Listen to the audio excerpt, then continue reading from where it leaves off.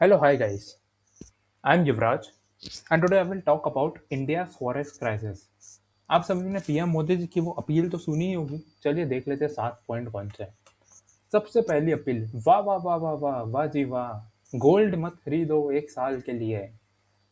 जबकि आपको पता है कि आप इन्फ्लेशन कंट्रोल नहीं कर पा रहे हो, जबकि आपको पता है कि आपकी बैंड बजी पड़ी है, और यही टाइम होता है आप आपकी करेंसी को हेज करो, और यही टाइम होता है ताकि लोग गोल्ड खरीदे, और आप कहते हो वाह जी वाह मत खरीदिए वरना आप देशद्रोही बन जाओगे।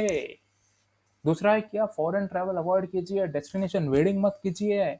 आपने आपका टैक्स भर दिया है, आपने आपका जीएसटी भर दिया है, आप खरीद रहे हो, आप रोड पे जा रहे हो, आप टोल टैक्स भर रहे हो, आप पेट्रोल खरीद रहे हो, आप एक्साइज ड्यूटी भर रहे हो।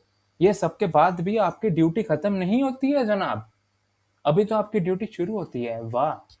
Work from home practices, nothing to say, वैसे भी ये हमेशा के लिए अच्छा ही होता है। पब्लिक ट्रांसपोर्ट यूज कीजिए, कार पूलिंग मत कीजिए, ठीक है। एडिबल ऑयल का कंजम्पशन मत कीजिए, ओके, बहुत बढ़िया। फार्मर को कह दिया गया है कि फर्टिलाइजर अब यूज मत कीजिए, ठीक है। और इंडिया में प्रायोरिटाइज कीजिए Indian made, vocal for local, yes very good. सबसे पहले एकदम serious, on a serious note, सबसे पहले देखते कि क्राइसिस है क्या। ये क्राइसिस बहुत ज़्यादा रियल है, इसमें कुछ भी गलत नहीं है, ये हो रहा है। जो ब्रेंट का प्राइस था 72 से 105 जा चुका है। इसका मतलब ये है कि करेंसी बहुत ज़्यादा स्पीड से लीक कर रही है। इंडिया के पास फॉरेन रिजर्व है नहीं। आप देख सकते हो 37.8 बिलियन डॉलर अभी तक हमने सिर्फ 2 महीनों में लीक कर दिया है, और आईएमएफ का फोरकास्ट है कि 84 बिलियन डॉलर हमको पड़ने वाला है। बहुत ज़्यादा इमरजेंसी है, लेकिन क्या ये इमरजेंसी को एक पब्लिक पे थोपना क्या सही है? आपने आपकी इलेक्शन रैलीज कर ली, आपने आपका सब कुछ कर लिया, और अब आप बोल रहे हो कि पब्लिक को आपको ये नहीं करना है, आपको वो नहीं करना है। What right do you have as a prime minister? I respect you, आप बहुत अच्छे पॉलिटिशियन हो, किसी के नहीं है कि वो 35 साल राज कर सके। आपने बहुत सही काम किया है, आप बहुत तगड़े आदमी हो, लेकिन पब्लिक को बेवकूफ समझना कब बंद करेगा तू? I have created a score card and you can see that जो इमरजेंसी जो प्रॉब्लम है, जो डायग्नोसिस की है, वो एकदम सही है। I have given 9 on 10, but what about the efforts they are putting? ये कौन सा मेजर हुआ? ये क्या आप बोल रहे हो कि सिटीजन को ऐसा नहीं करना है, वैसा नहीं करना है, ये नहीं खरीदना है, वो नहीं खरीदना है? क्यों आप मैनेज नहीं कर पाए? आपको जब पता था कि फरवरी में क्राइसिस आ चुका है, तो आपने क्यों कुछ स्टेप्स नहीं लिए? क्यों? आपको तो बंगाल जीतना था। वो भी बहुत अच्छी बात है, मैं बिल्कुल डिनाई नहीं कर रहा हूँ कि ममता ने वहाँ की जो कर रखी थी हालत, बहुत ज़रूरी था। लेकिन ये क्या बात हुई? ना कम्युनिकेशन आपका सही नहीं है, कभी भी आके कभी भी 16 नवंबर है रात को 8 बजे, अरे वाह वाह वाह वाह वाह, करेंसी कुछ काम की नहीं रहेंगी, वाह वाह वाह। उसको सही बनाने के लिए धुरंधर जैसी मूवी आ जाती है, लोग सुन लेते हैं, लोग मान लेते हैं, लोग तो दिमाग वाले है ही नहीं।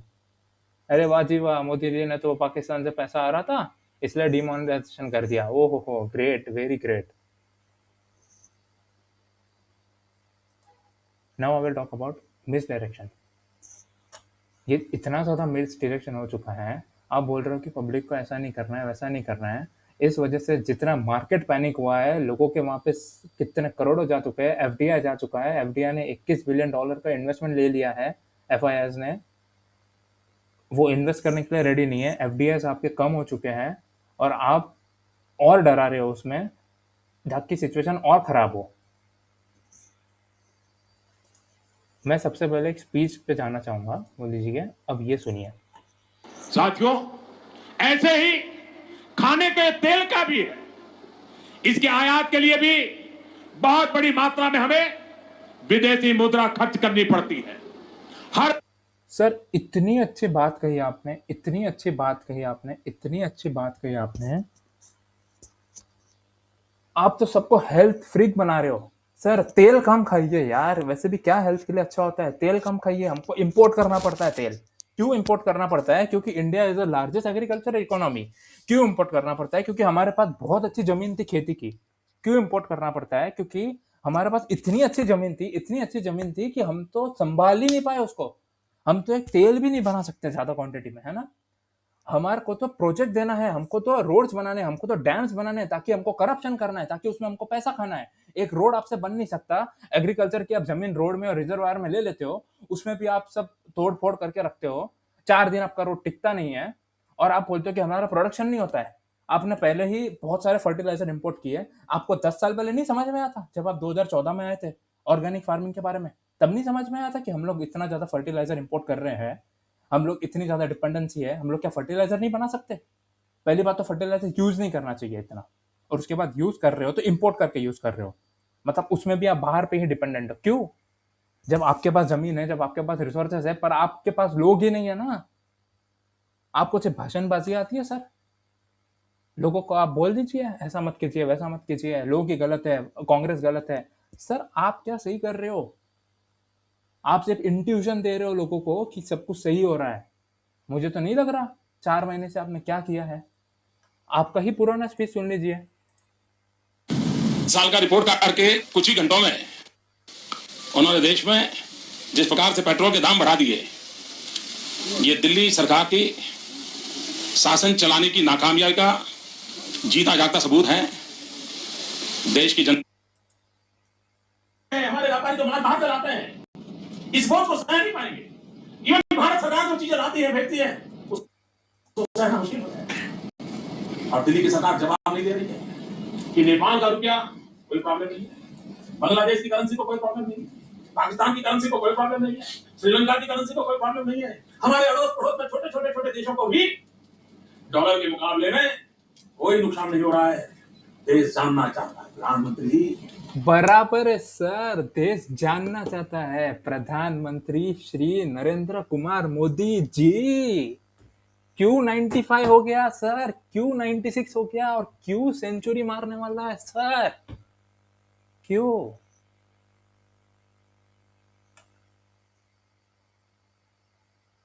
अब हम लोग एक रियल प्रॉब्लम पे आते हैं। जब मैंने मिस डायरेक्शन की बात की थी, अगर आप इस तरह से बात करोगे कि हम लोग फॉरेन ट्रैवल कितना करते हैं, तो उस हिसाब से आप देखने जाओगे तो हम लोग सिर्फ 16 से 18 बिलियन डॉलर का फॉरेन ट्रैवल करते हैं। लेकिन उस मुकाबले जो मोदी जी ने स्पीच दिया है उसके अगेंस्ट जो हैवॉक हुआ है, एफ का सिर्फ अभी के अभी उसका 21 बिलियन डॉलर का आउटफ्लो हो चुका है। एफ आपके पास आ नहीं रहे। 43 बिलियन डॉलर जो कोविड के पहले थे, 43 बिलियन डॉलर से घट के they are just 6.3 billion dollar. This is the worst you can imagine. और आप कह रहे हो कि सिटीजन का गलती है। सर आपने क्या किया सर? आप 14 ईयर से आप सत्ता में हो, क्या कर रहे हो सर आप वहाँ पे? आप सिर्फ भाषणबाजी और जीतने में ध्यान दोगे क्या? सर बहुत अच्छी बात है, आपके पास बहुत सारे स्टेट्स है, but what they are doing I don't know, I can't see. आप गुजरात के डेवलपमेंट की बात करोगे, बट वहाँ की स्लम की और वहाँ की गंदगी की कोई बात नहीं करेगा। आप दिल्ली में इतने साल से हो, इस बार तो ट्रिपल इंजन सरकार है, वहाँ पे आपने क्या किया सर? गंगा ना क्लीन हुई है, यमुना ना क्लीन हुई है, हजार हजार 2-2 हजार करोड़ रुपए आपका बजट जाता है, कहाँ जाता है सर? किसके जेब में जाता है? काम होता वैसा दिखता नहीं है, सब खाने के लिए जाता है। मैं जिस जगह से हूँ, मैं हूँ यवतमाल से, यहाँ पे इतने बड़े बड़े रोड्स बनते हैं, समृद्धि महामार्ग बना, उसके लिए हजारों लाखों पेड़ काटे गए। आज बोल रहा 50 की हीट हो रही है, क्यों हो रही है? क्योंकि यहाँ पे पेड़ काटे गए, वो किसी को दिखता नहीं है। पेड़ काटने के बाद पेड़ लगाने का जो बजट आया था समृद्धि महामार्ग के लिए, 450 करोड़ का बजट मिला था, कहाँ गया सर वो 450 करोड़ का बजट? फूल लगा के छोड़ दिए उन्होंने, क्योंकि वो इंसान को दिखता नहीं है ना, लोगों को दिखता नहीं है। हम सिटीजन भी तो एकदम नादान है ना, एकदम बेवकूफ है, एकदम इमोशनली कनेक्ट हो जाते हैं चीज़ों से। बहुत हम लोग हिंदू खतरे में है, हमारा देश खतरे में है, हमारा देश संकट में है। हमको बस जिम्मेदारी लेनी पड़ेगी। हम लोग टैक्स भर देते हैं, क्या होता है सर टैक्स भरने से? ज्वेलरी, आपने ज्वेलरी बिजनेस की बात की है सर, 5 करोड़ लोग काम करते हैं, 1 साल के लिए ज्वेलरी नहीं खरीदेंगे तो ये 5 करोड़ लोगों को आप कहाँ से पैसा दोगे? ये लोग क्या करेंगे? फूड सिक्योरिटी की आपने बहुत अच्छी बात की है। मेरे को एक बात बता दीजिए, ये एफ का डेटा है, आपके एफ से काम होता नहीं है, हजार फेलियर्स है, गोदाम में सामान पड़ा रहता है, चूहे खा जाते हैं, वहाँ पे बारिश हो जाती है, वहाँ पे दुनिया भर का करप्शन होता है, आप फूड संभाल नहीं सकते, आप बोल रहे फर्टिलाइजर लाना नहीं है, ऑर्गेनिक फार्मिंग करनी है, कल को जाकर के आप बोलोगे कि पेड़ उग जा, तो उग जाएगा पेड़? ऑर्गेनिक फार्मिंग के लिए कम से कम आपको 5 साल तो देने पड़ेंगे ना। कितना यील्ड ड्रॉप होगा, क्या होगा, पहले ही आपके पास फूड सिक्योरिटी है नहीं, तो आप कैसे मैनेज करोगे सर? भूखमरी में फिर मारोगे, फिर वापस से 80-100 करोड़ लोगों को फ्री का खाना दोगे, और वो खाना भी बाहर से इंपोर्ट करोगे। अभी भी मैं नहीं बोल रहा हूँ कि डायग्नोसिस गलत है, डायग्नोसिस तो सही रहेगा ना। भाई एक मजदूर को आप पूछोगे तो वो बोल देगा हाँ भाई कुछ ना कुछ प्रॉब्लम तो है, और वो प्रॉब्लम सही दिख रहा है कि ईरान वॉर से है, उनको पता है कि वो इम्पोर्ट हो नहीं पा रहा है, माल आ नहीं पा रहा है। बट क्या उसको डिवर्जन जो डाइवर्जन किया है वो क्या सही था? उन्होंने अपनी गलती मानी कि मुझसे ये गलती हो गई है। I want that. I want that कि वो सरकार अपनी गलती माने। जिस तरह से आप कांग्रेस पे इतना एलिगेशन लगाते थे, अपने ऊपर भी एलिगेशन लगाइए सर। प्लीज बताइए कि आपने क्या सही किया और आपने क्या गलत किया है। प्रेस कॉन्फ्रेंस कीजिए सर। क्यों नहीं कर रहे आप? नहीं है क्या हिम्मत आप में? और सबसे लास्ट बात में ये देखना चाहूंगा, जो आप फ्यूल कंजम्पशन की बात करते हो सर, फ्यूल कंजम्पशन की जो आप बात करते हो उसमें सर जो आप इतने सालों से 38 लाख करोड़ जो ले चुके हो, what I have got is कि इसका ये ब्रेकअप होता है और उसमें 50% से ज़्यादा तो सर बेस प्राइस होता है, बचा हुआ 50% तो आपके जेब में जा रहा है। आपने 20% इथेनॉल ऐड कर लिया है, उसके बाद भी आपने प्राइस कम नहीं किया है, इसका मतलब उसका भी बर्डन आपने सिटीजन पे डाला है। तो आप क्या बात करते हो कि हमने अभी तक रोक के रखा था? इतने सालों से 38 लाख करोड़ आपने कमा लिया है, उसका क्या किया?